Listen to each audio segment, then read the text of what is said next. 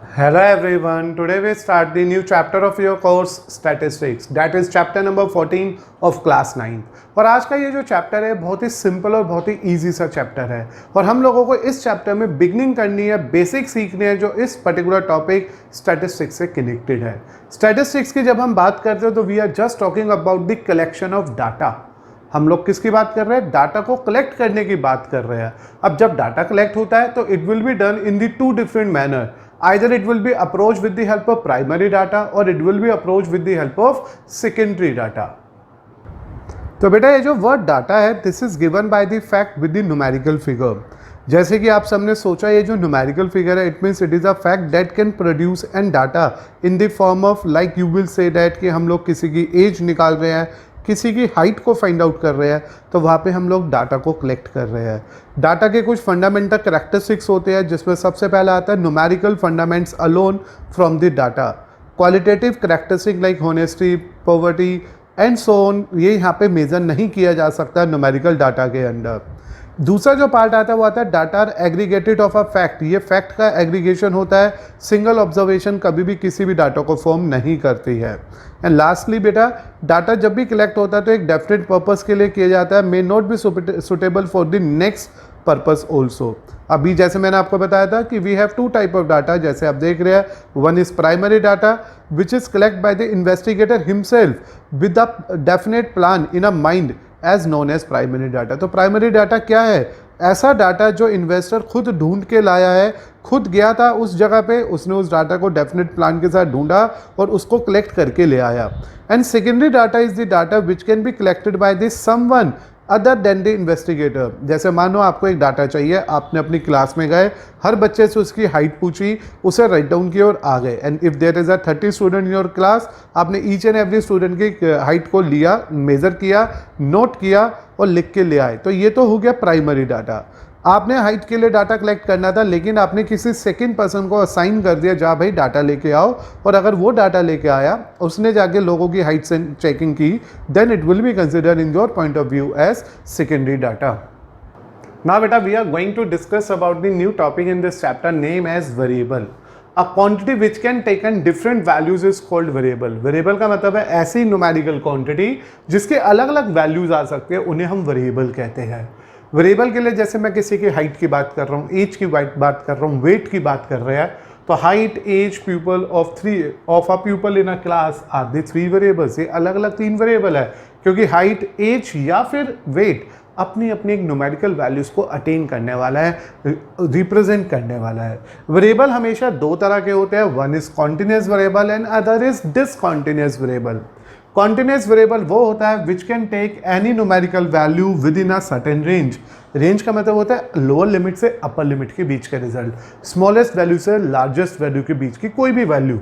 तो ऐसा वेरिएबल जिसके अंदर कोई भी न्यूमेरिकल वैल्यू आ सकती है एक पर्टिकुलर रेंज के अंदर, वो कॉन्टिन्यूस वेरिएबल है। जैसे किसी वर्कर की वेजेस ₹10,000 से ₹1,00,000 के बीच में हो सकती है, ₹1,000 से लेके ₹2,00,000 के बीच में हो सकती है। तो it is a variable which take any numerical value with in a certain range.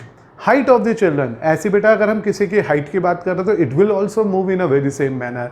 Like when you go for a height here you will say it is from 120 centimetre to 180 centimetre के बीच में कोई भी height हो सकती है। And when you think about the weight of a group it is also work from 0 और you say 10 kg से लेके it is up to 150 kg तक किसी भी पर्सन की एक ग्रुप में कोई भी वैल्यू अटेन हो सकती है। तो ऐसा कोई भी वेरिएबल जो कोई भी एक न्यूमेरिकल वैल्यू एक फिक्स रेंज के बीच में यूज कर सकता है, रख सकता है अपने लिए, वो कॉन्टिन्यूस वेरिएबल है। On the other hand discontinuous variable या डिस्क्रीट वेरिएबल वो वेरिएबल होते हैं जिसमें सभी वैल्यूज को अटेन करना, दो गिवन वैल्यूज के तक ही रहना, which can not take all the possible values between the two given values. जो एक रेंज है उसके बीच की सभी वैल्यूज को अटेन करना अगर उसमें पॉसिबल नहीं है तो वो डिसकॉन्टिन्यूस है या डिस्क्रीट वेरिएबल है। Number of members in a family, तो highly when you count the number of members in a family it may be 1 2 3 4 5 6 7, it will not move so many ranges there। ऐसे बेटा number of workers in a factory is also very limited and which can be attained of one value out of the given results। तो such variable cannot take any value between 1 and 2, यानी कि वो या तो 1 होगा या 2 होगा लेकिन उसके बीच की नहीं हो सकती। 2 या 3 उसके बीच की कोई वैल्यू नहीं हो सकती। मेंबर ऐसा नहीं हो सकता कि यू विल से 1.5, या यू विल से 5.7, जबकि किसी की वेजेस डेसिमल्स में भी हो सकती है, हाइट सेंटीमीटर्स में भी हो सकती है, वेट उनके बीच की वैल्यू भी हो सकती है, 1.5 kg भी वेट हो सकता है, 10.2 kg भी वेट हो सकता है। तो इस तरह से बेटा वेरिएबल्स वो फिजिकल क्वांटिटी है, वो न्यूमेरिकल क्वांटिटी है जो एक डिफरेंट वैल्यूज़ को अटेन करेगा, और ये जो भी वैल्यूज़ लेगा वो आइदर कॉन्टिन्यूस कैटेगरी में होगा जो कोई भी वैल्यू यूज़ कर सकती है, और अगर वो डिसकॉन्टिन्यूस में होगा या डिस्क्रीट वेरिएबल में होगा तो उसके अंदर कुछ पर्टिकुलर वैल्यूज ही अटेन होने वाली है। लाइक 1 और 2 के बीच में वो कोई वैल्यू शो नहीं करेगा, 2 और 3 के बीच की वो कोई वैल्यू शो नहीं करेगा। After variable beta, now we are moving to a part which is known as presentation of a data. Now we are moving to a concept of this chapter statistics, जहाँ पे हम लोग अपने data को either it is primary और secondary data उसे presentation के लिए लेके जाना है। Putting the data in a condensed form in the form of a table is known as presentation of data. Condensed form में डाटा को लिखना, एक प्रॉपर वे में उसे रिप्रेजेंट करना ही प्रेजेंटेशन होता है। लेकिन प्रेजेंटेशन से पहले आपको ये 3 छोटी छोटी बातें क्लियर करनी है, so that when you present the data it is quite clear to us कि रेंज क्या होती है, वेरिएंट क्या होता है एंड फ्रीक्वेंसी क्या होती है। Range, the difference between the maximum and minimum value of a variable is known as range. एक रेंज का मतलब है जो सबसे बड़ी वैल्यू थी उस डाटा में और जो सबसे छोटा रिजल्ट था उस डाटा में, उनके बीच का डिफरेंस होता है range. Variant, a particular value of a variable की जो पर्टिकुलर वैल्यूज आ रही है, these are known as variant. And when you think about the frequency, it means that number of times an observation occur in a frequency. एक frequency में एक observation कितनी बार अकर कर रही है, that is known as frequency. जैसे मैं आपको एग्जांपल दूं, यहाँ पे सपोज करो वी हैव अ डाटा 1 2 2 2 3 3 4 4 5 5 5 5 सो तो इस तरह से अगर डाटा है तो when you think about that, तो यहाँ जो वेरिएंट है, जो वैल्यूज आई है मेरे पास, वो है 1 2 3 4 एंड 5। और अगर आप उनकी फ्रीक्वेंसीज को ध्यान दोगे तो 1 exist 1 time, 2 exist 3 time, 3 exist 2 time, 4 exist 2 time, 5 exist 4 time. तो दिस बिकम अ फ्रीक्वेंसी। तो कौन सा डाटा, कौन सा ऑब्जर्वेशन कितनी बार एग्जिस्ट करेगा, वो फ्रीक्वेंसी है। अब जब हम अपने डाटा को प्रेजेंट करना शुरू करते हैं तो हमारे पास डिफरेंट वेज होते हैं उनकी प्रेजेंटेशन के। सबसे पहले हमारे पास आता है raw and ungroup data, then आएगा simple frequency distribution data, and then उसके बाद कॉन्टिन्यूस सीरीज आएगी। तो अब हम एक एक करके इन सभी डाटा का डिस्कशन इस चैप्टर में सीखेंगे, और सबसे पहले इसी वजह से स्टार्ट करते हैं रो और अनग्रुप डाटा क्या होता है। ऐसा डाटा जो हमने ओरिजिनल फॉर्म में ही ऑब्टेन करा उसे रो और अनग्रुप डाटा बोलते हैं। ओरिजिनल फॉर्म से मेरा मतलब है हमने उसे किसी भी कैटेगराइज फॉर्म में नहीं लिखा। फॉर एग्जाम्पल कंसिडर कर लो, एक क्लास के अंदर 10 बच्चों के मैथ्स में जो मार्क्स आया हुआ है 35, 36, 95 and so on. These are the marks obtain by the 10th student of a class in their mathematic text. तो इस डाटा को जो मैं एज इट इज़ यूज़ कर रहा हूँ इसे हम रो डाटा बोलते हैं। जब भी हम रो डाटा को सिंप्लीफाई करते हैं, ये रो डाटा है, तो हम इसे ज़्यादा से ज़्यादा क्या कर सकते हैं, we can write it in the form of ascending और डिसेंडिंग ऑर्डर। हम उसको असेंडिंग या फिर डिसेंडिंग ऑर्डर में लिख सकते हैं अपने रो डाटा को। This is the point to be remember. जैसे कि दैट इट मीन्स आपने सबसे पहले देखा सबसे छोटी वैल्यू कौन सी है 25, देन उसके बाद नेक्स्ट वैल्यू कौन सी आ रही है 36, देन बेटा उसके बाद नेक्स्ट वैल्यू जो 36 से बड़ी है वो आ रही है 42, देन उसके बाद नया मार्क्स जो 42 के बाद बड़ा आ रहा है, आफ्टर 42 जो आ रहा है वो आ रहा है आई थिंक यहाँ पे से 55। देन बेटा उसके बाद जब हम 55 से और बड़ी वैल्यू देख रहे हैं तो इट इज 60, 60 से भी बिगर वैल्यू 62, एंड देन 62 के बाद when you think and check it carefully it is 73, 73 के बाद 75, 75 के बाद 78, 78 के बाद we are just left with 95। तो this is the way to arrange the raw data. हम रो डाटा को या तो डिसेंडिंग ऑर्डर में अरेंज कर सकते हैं या फिर असेंडिंग में। तो 25, 36, 42, 55, 60 and so on is presenting the given data in ascending order। तो आप अपने डाटा को सिर्फ असेंडिंग ऑर्डर लिखोगे तो थोड़ा सा क्या होगा, सिंप्लीफाई हो जाएगा, ये कंफर्म हो जाएगा कि इसकी मिनिमम मार्क्स जो एक बच्चे का है 25 आया है, मैक्सिमम मार्क्स उस क्लास में 95 आया है। हम इसे डिसेंडिंग ऑर्डर में भी लिख सकते हैं, वो आप कर लीजिएगा। अगर आपसे कोई रेंज पूछ रहा है तो रेंज होती है maximum value minus minimum value, क्योंकि it is a difference of both of these two values. And from this observation, from this ascending order, it is clear that कि these two are the range here. तो 95 minus 25, the answer of the range is 70. तो range इसकी 70 आ जाएगी। अगर हम frequency की बात करें तो कोई भी वैल्यू रिपीट नहीं हो रही थी, तो सबकी फ्रीक्वेंसी 1 है। अगर मैं वेरिएंट की बात करूं तो ये जो रिजल्ट है 25, 36, 42, 55, 60, 62, 73, 75, 78, 95, these all are known as variant here.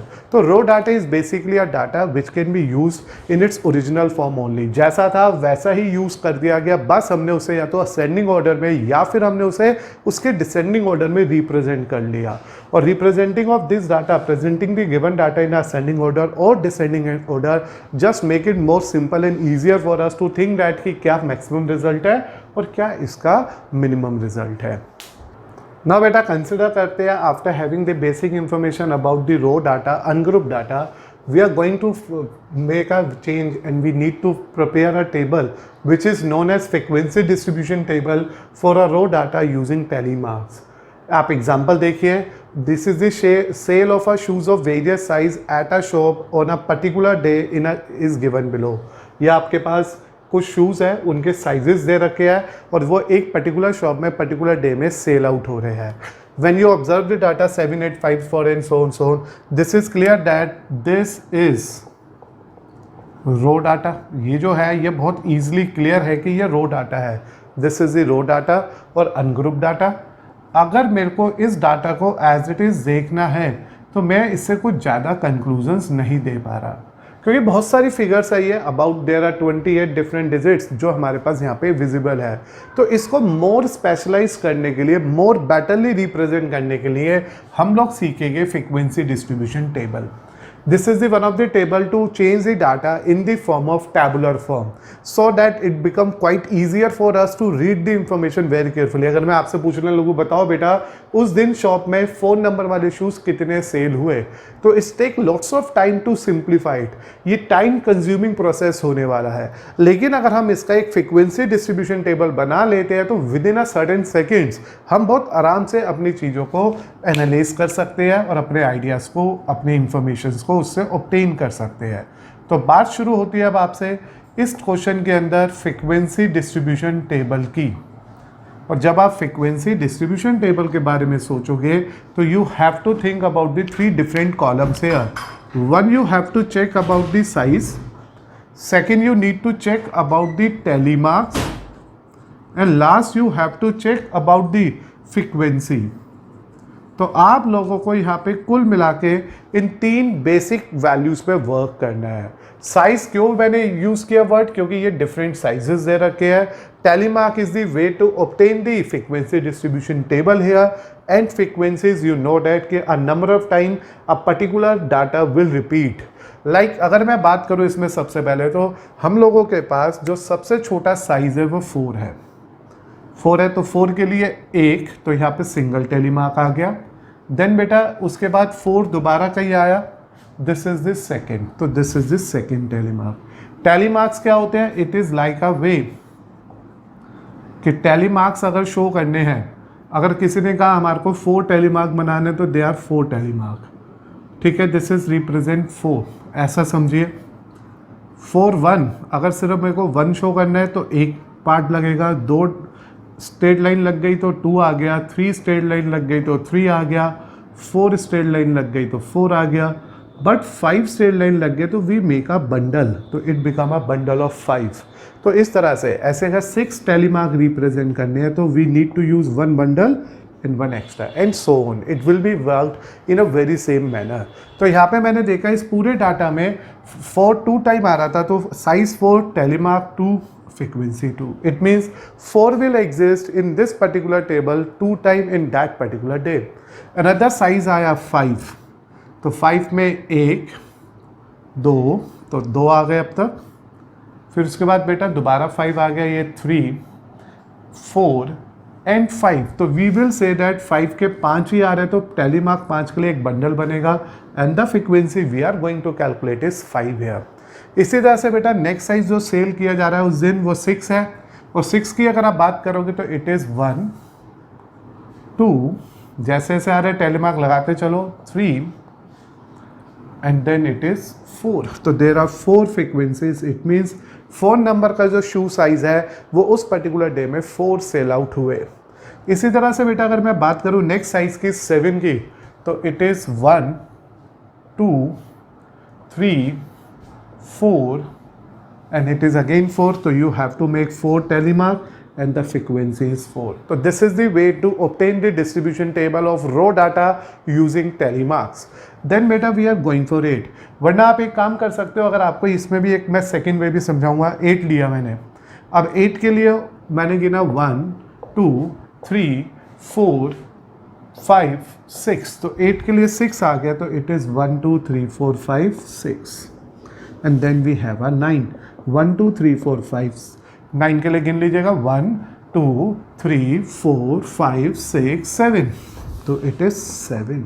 तो दिस इज द आंसर, और when you add it it will give you a total frequency जिसका सम 28 आ रहा है। तो this is the one way to obtain the frequency distribution table है। हम इसे सेकेंड मेथड से भी बना सकते हैं, क्योंकि जो मैंने बताया वो तो इसलिए ऐसा हो गया कि क्योंकि हमें 28 आउटपुट से सोचने थे। ये तो मेथड 1 हो गया, मेथड 1। हम मेथड 2 में क्या करते हैं, जो ज़्यादा बेटर वे रहेगा इसे सोचने का और काम करने का, उसमें है क्या, सब कुछ रहेगा ऐसे ही बेटा। हम सबसे पहले यहाँ लिखेंगे फ्रीक्वेंसी डिस्ट्रीब्यूशन टेबल। तो हमने यहाँ पे मार्क किया frequency distribution table. Here we mark a size, this is method 2। Then we think about the tally marks and then we going for the frequency of this table. So बेटा सबसे पहले आप क्या करोगे, यहाँ देख लोगे सबसे छोटा साइज है 4 और सबसे बड़ा साइज है 9, तो 4 5 6 7 8 एंड 9, तो these are the variant here. 7, तो 7 के आगे एक टैली मार्क, 8 के आगे एक टैली मार्क, 5 के आगे एक और टैली मार्क, 4 के आगे एक और टैली मार्क। तो ये थोड़ा ईजी पड़ता है। 9 के आगे एक और टैली मार्क, 8 के आगे सेकंड टैली मार्क, 5 के आगे सेकंड टैली मार्क, 7 के आगे 1 मोर टैली मार्क, 6 के आगे 1 टैली मार्क, 8 के आगे 1 टैली मार्क, 9 के आगे सेकंड टैली मार्क, 6 के आगे नेक्स्ट टैली मार्क, 7 के आगे एक और टैली मार्क, 9 के आगे एक और टैली मार्क, 8 के आगे एक और टैली मार्क, 7 के आगे एक और टैली मार्क, 9 के आगे 1 मोर, 9 से फिर हो गया ये 5, 6 पे बेटा 1 मोर, 5 पे हो गया 1 मोर, 8 पे हो गया 1 मोर, तो ये भी बिकम 5, 9 के लिए 1 मोर, 4 के लिए 1 मोर, 5 के लिए 1 मोर, 5 के लिए 1 मोर, 8 के लिए 1 मोर एंड 9 के लिए 1 मोर, 6 के लिए 1 मोर। तो हुआ क्या, हमने पहले यहाँ पे उस पिछले मेथड की तरह एक एक करके काउंट नहीं करा, क्योंकि वहाँ पे गड़बड़ हो सकती थी, इसलिए मैंने आपको ये जान के सिखाया सेकंड मेथड। क्योंकि कई बच्चे इसे ऐसा ही बनाने वाले हैं कि वो पहले 4 ढूंढेंगे फिर 5 फिर 6, ये ज़्यादा टाइम लेगा। अगर आप सिर्फ जैसे मैंने सेकंड थॉट सिखाया ऐसे सोचोगे तो it will give your answer in a faster manner. तो 2 5 4 4 6 7, or when you check it, it is 2 5 4 4 6 7 also, and the sum of this frequency remain 28. तो बेटा these are the two methods to obtain the frequency distribution table with the given information in our ungrouped data. ungrouped data को group करने के लिए frequency distribution में बनाने के लिए ये दो बेसिक मेथड है। Method 2 is much better method to get the tally marks, to get the data frequency distribution by using the tally marks first of all and then write their frequency. Point to be remember, ऐसे सोचो या ऐसे सोचो answer same ही आना है। Benefit क्या है, table बनने से क्या समझ आया, सबसे छोटा शू साइज कौन सा है, 4 है, कितने बिके, 2 लोग लेके गए, बताइए 7 नंबर के शू साइज कितने बिके उस दिन? 4 लेके गए। अगर हम ऐसे देख रहे थे तो it is not possible for us to find out the answer immediately and in a certain instant. But अब जब हमारे पास डिस्ट्रीब्यूशन बन चुका है, हम सर्टेन इंस्टेंट को देख के बता सकते हैं। कोई आपसे पूछे बताओ जी उस दिन 6 शूज़ कौन से साइज़ के बिके हैं? तो 6 शूज़ बिके हैं 8 नंबर साइज़ के। सबसे ज़्यादा शूज़ कौन से साइज़ के बिके हैं? तो 9 साइज़ के शूज़ सबसे ज़्यादा सेल आउट हुए हैं। तो this is the way to obtain a frequency distribution for a raw data using the tally marks.